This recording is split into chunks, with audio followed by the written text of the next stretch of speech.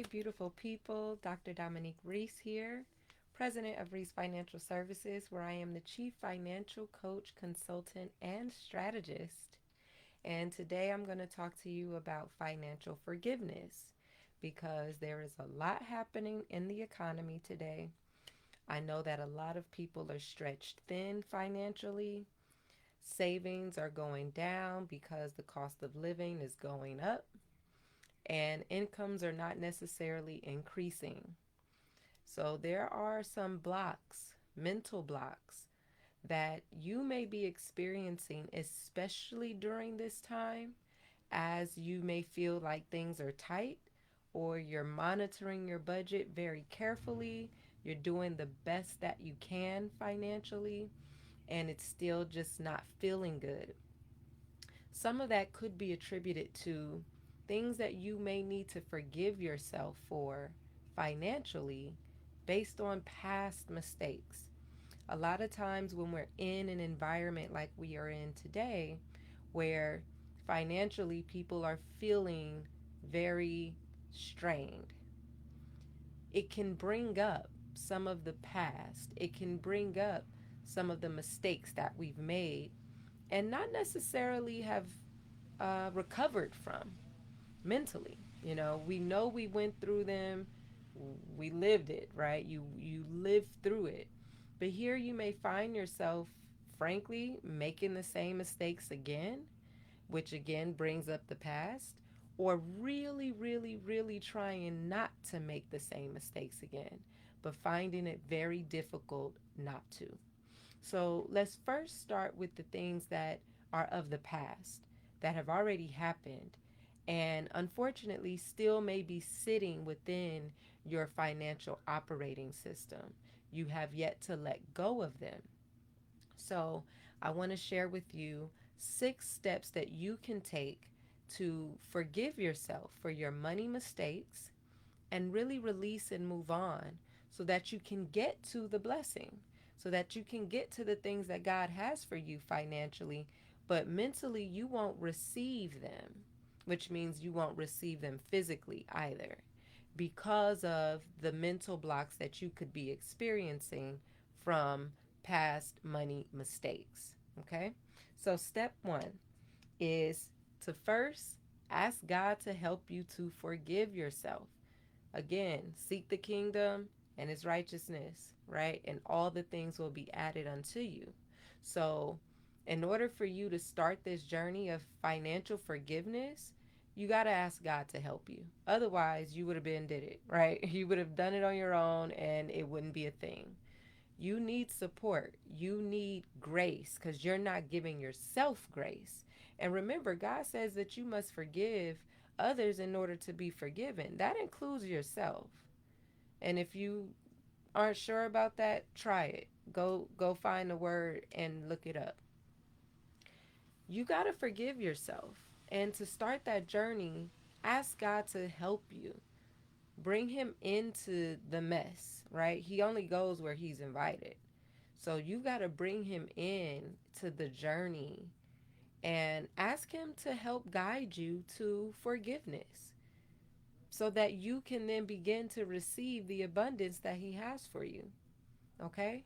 So that's the first thing. Ask God, seek him first about forgiving yourself, how you need to do that. What does it look like? And literally, Holy Spirit, help me, like every day, right?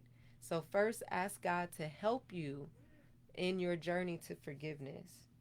Second is to make a decision to forgive yourself.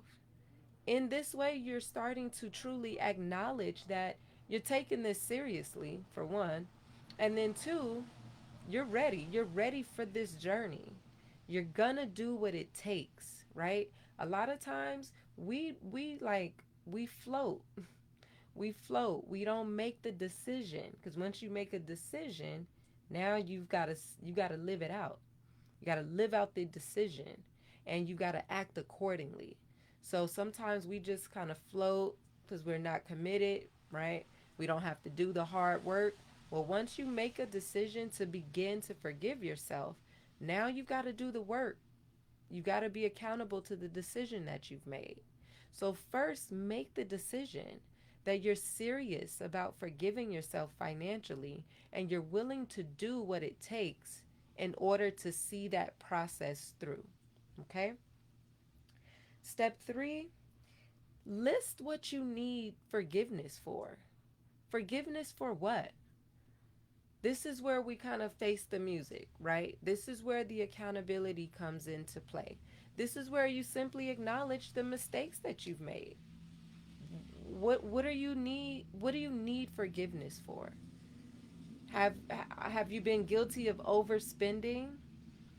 Do you need forgiveness for spending the money you know you weren't supposed to spend? Do you need forgiveness for not properly managing money? Maybe you took a little piece of something you wasn't supposed to take a little piece of. Maybe you need forgiveness because you just didn't honor what you said you were going to do. What is it that you need to be forgiven for financially? Make a list of those things because they're here. They've been living up here, which is why you've been stressing about it, which is why it gives you worry, and frankly, why you can't move beyond that block. So list out I'm sorry, my background might be loud. List out what it is that you need forgiveness for. This way, you are truly facing the music. You're confronting the past. You're calling it out one by one. Nothing left under the sun, right? Let it all be known to yourself so that you can present it before God and be like, yeah, get rid of all of this, right?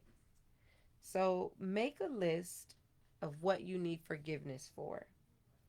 All right, step four, understand the context of the situation as well as the consequences. So it's one thing to acknowledge what you need forgiveness for, but what was going on? What was the context of the situation? I think that is truly important because you're not a bad person unless you're a bad person. I don't know, but I'm going to assume you're not a bad person. You just made the wrong decision.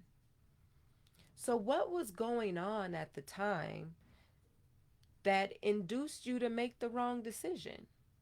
And this level of awareness is important because you don't want to make the same decision again, right? You don't want that to happen again.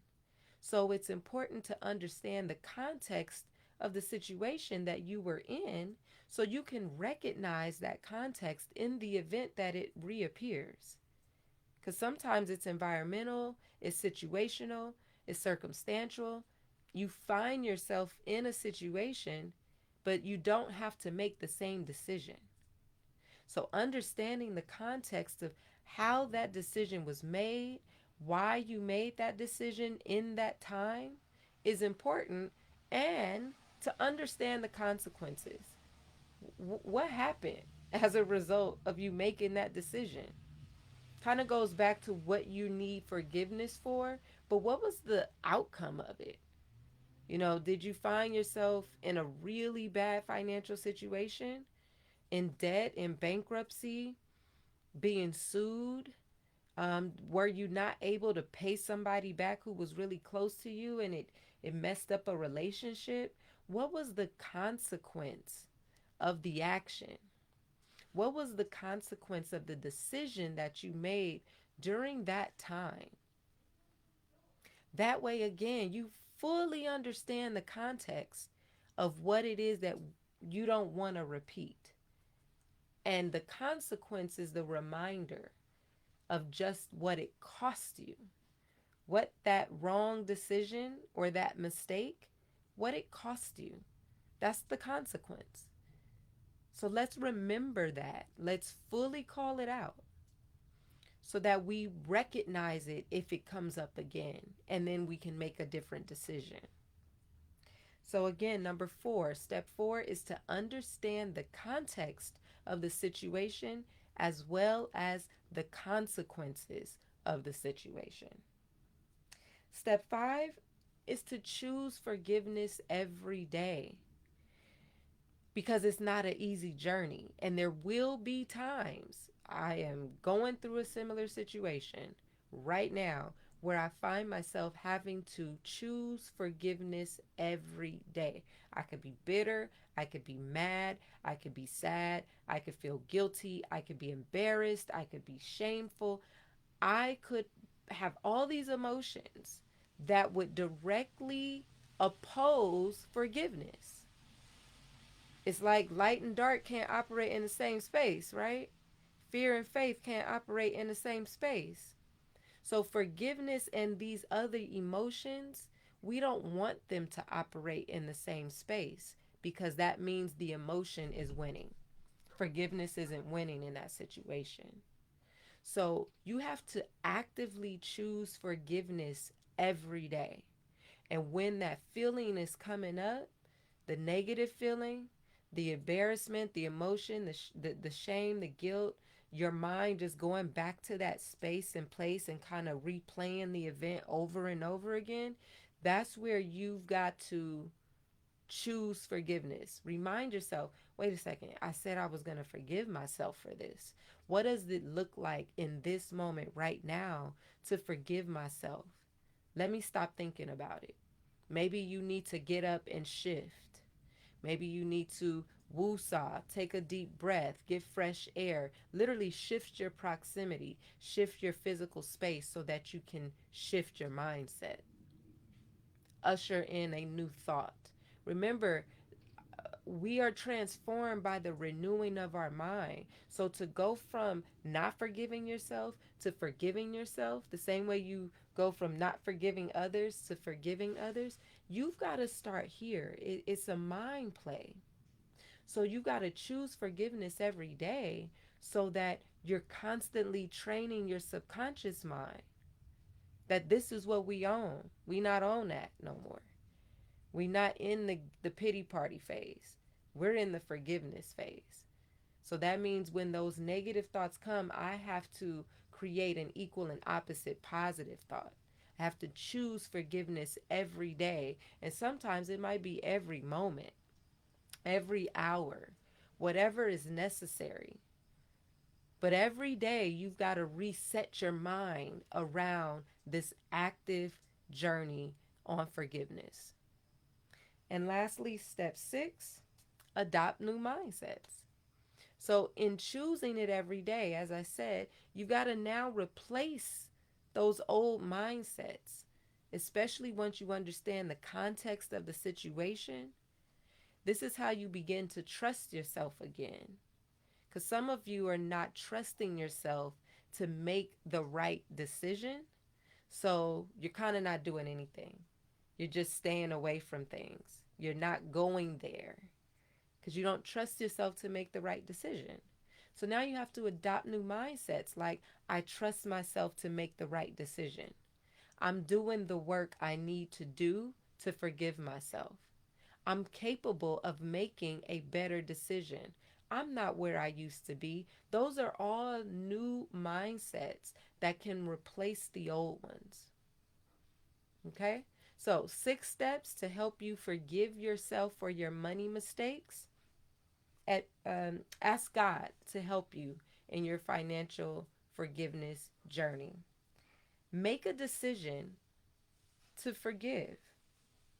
Step 3, list what you need forgiveness for. Step 4, understand the context of the situation that got you there and the consequences of those decisions. Step 5, choose forgiveness every day. And step 6, adopt new mindsets to replace the old mindsets around the lack of forgiveness. Okay? So, have a great day, beautiful people. Remember to focus on forgiving yourself today and maybe forgiving others.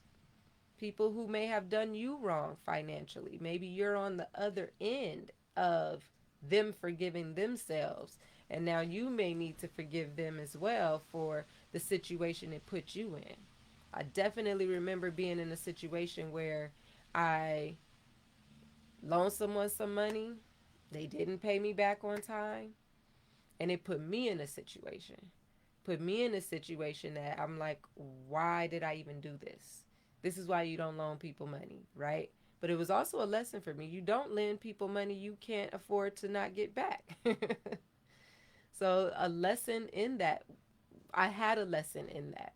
But I also had to forgive this person because I saw them spending money, doing other things, and not once really actively focusing on paying me back until I brought it up again.